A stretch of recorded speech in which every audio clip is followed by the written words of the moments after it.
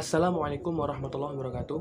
Perkenalkan, nama saya Ahmad Dahlan Yuafi, NIM T20191470 dari kelas A11 PAI.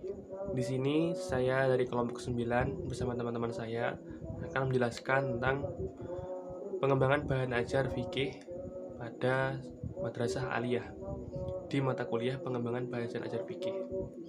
Baik, di sini akan saya meneruskan presentasi dari teman-teman saya, yaitu di poin C tentang teknik penyusunan bahan ajar. Secara umum, teknik penyusunan berbagai bahan ajar terdiri dari berbagai bahan ajar, seperti bahan ajar cetak, bahan ajar audio, bahan ajar audiovisual, dan bahan ajar interaktif. Berikut penjelasan tentang teknik-teknik penyusunan berbagai bahan ajar. Yang pertama, yaitu ada teknik penyusunan bahan ajar cetak. Dalam teknik penyusunan bahan ajar cetak, ada beberapa ketentuan yang sebaiknya kita jadikan sebagai acuan dan pedoman.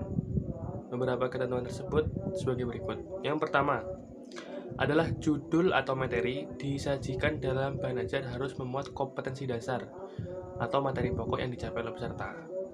Jadi misal tentang fikih, tentang toharoh, itu semua mencakup tentang kompetensi dasar atau materi pokok yang akan dicapai. Yang kedua itu, untuk menyusun bahan ajar cetak, setidaknya ada 6 hal yang perlu kita pahami dan mengerti. Apa saja? Yaitu 1. Susunan tampilan bahan ajar jelas dan menarik. Pada aspek ini, susunannya bahan ajar cetak sebaiknya disusun secara runtut dan tertib dan mudah dipahami oleh peserta didik. Yang kedua, memiliki bahasa yang mudah.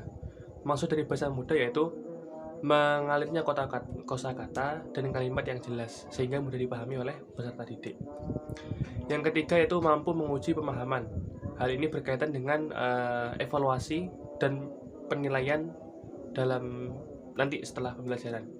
Jadi mampu menguji materi bahan ajar tersebut.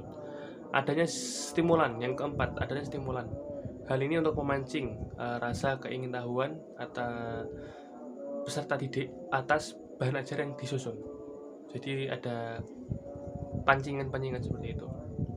Yang kelima adalah kemudahan dibaca. Dalam hal ini nyambung dengan bahasa yang mudah tadi, ya dalam tujuan untuk memudahkan peserta didik untuk memahaminya. Dan yang keenam adalah materi instruksional. Hal ini menyangkut pemilihan teks, bahan kajian, dan lembar kerja atau worksheet. Yang kedua, ada teknik penyusunan bahan ajar audio.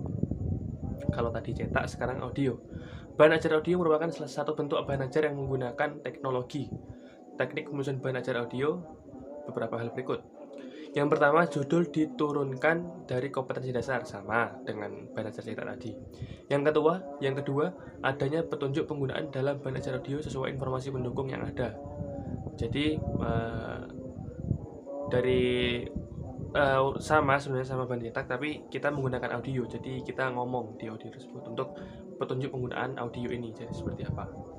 Dan yang ketiga, yang terakhir, tugas-tugas ditulis di kertas lembar lain. Jadi kita hanya menjelaskan saja. Jadi untuk tugas-tugas itu dituliskan di worksheet lain, di lembar lain. Terus yang ketiga, ada teknik penyusunan bahan ajar audiovisual. Kalau tadi audio saja, sekarang audiovisual, berarti video dan suara. Teknik penyusunan bahan ajar audiovisual cukup rumit untuk dikerjakan, apalagi para pendidik yang kurang familiar ya, seperti bapak-bapak guru kita yang sudah senior. Maka teknik penyusunan bahan ajar audiovisual merupakan sebuah kesulitan untuk bapak-bapak atau ibu kita yang senior tersebut. Nah, untuk menyusun bahan ajar audiovisual ada beberapa hal, dan sebagai berikut.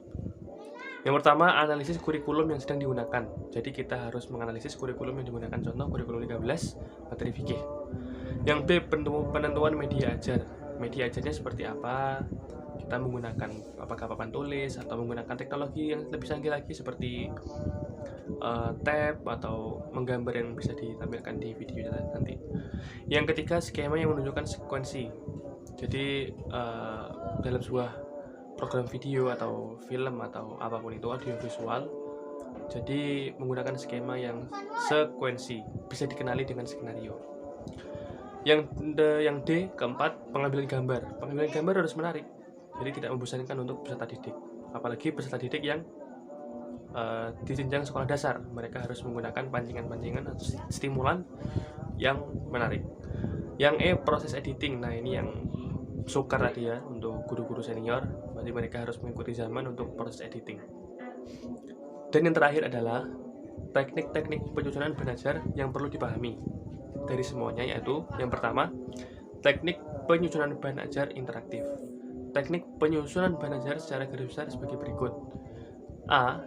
Ketika menyusun bahan ajar interaktif, diperlukan pengetahuan dan keterampilan yang mendukung dan memadai, terutama dalam hal mengoperasikan peralatan yang dibutuhkan, seperti kamera, foto, komputer, laptop, editing, dan lain-lainnya.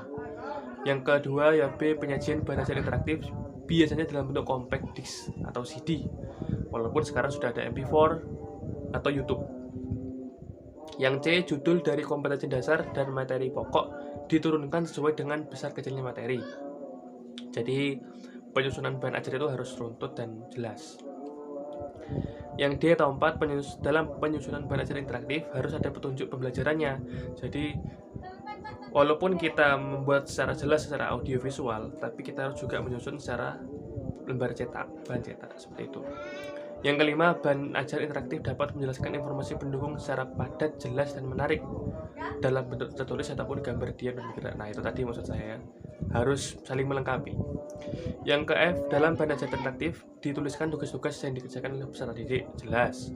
Yang ke G, adanya kegiatan penilaian terhadap hasil karya dari tugas yang diberikan kepada peserta didik, sama ya, maupun hasil karya atau ujian, tulis, dan tes segala macamnya sama.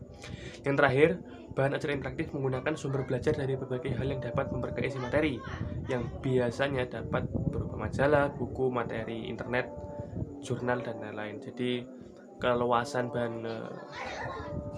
pengambilan bahan ajar itulah yang harus kita manfaatkan secara baik dan secara maksimal. Oke, itu saja teman-teman dari saya, penjelasan di poin C tentang pengembangan bahan ajar fikih dalam madrasah aliyah.